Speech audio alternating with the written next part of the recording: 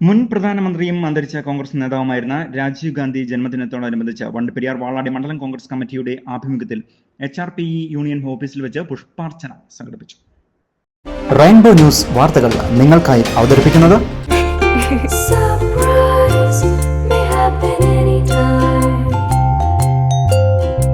പവിത്ര gold, എന്നും സ്വന്തം. ഒരെണ്ണം കൂടി വാങ്ങായിരുന്നു.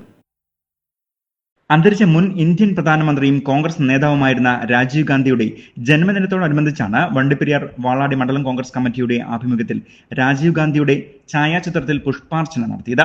വണ്ടിപ്പെരിയാർ HRPE യൂണിയൻ ഓഫീസിൽ വെച്ച് നടന്ന പരിപാടിയിൽ മണ്ഡലം പ്രസിഡന്റ് ബാബു ആൻഡപ്പൻ അധ്യക്ഷനായിരുന്നു. DCC general secretary PA Abdul Rasheeda പരിപാടി ഉദ്ഘാടനം ചെയ്തു. ഇത് ഉണ്ടാക്കിയെടുത്തത് ശ്രീ രാജീവ് ഗാന്ധിയുടെ നേതൃത്വത്തിലാണ്.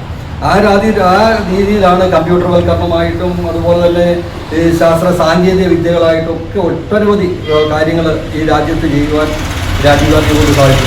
രാജീവ് ഗാന്ധിക്ക് ശേഷമാണ് ഇന്ന് ഇടതുപക്ഷത്തിൻ്റെയോ അല്ലെങ്കിൽ മറ്റ് രാഷ്ട്രീയ പാർട്ടികളുടെ ഒക്കെ നേതാക്കന്മാരുടെ കൈകളിൽ പോലും ഇന്ന് ശാസ്ത്ര സാങ്കേതിക വിദ്യ കൈകാര്യം ചെയ്യുന്ന രീതിയിലുള്ള മൊബൈൽ പോലുള്ള സംവിധാനങ്ങൾ ഇന്ന് കൈകളിൽ ഇരിക്കുന്നത് പോലും ഇന്ന് രാജീവ് ഗാന്ധിയെ അനുസ്മരിക്കേണ്ടതായ അത്യാവശ്യമുണ്ട്.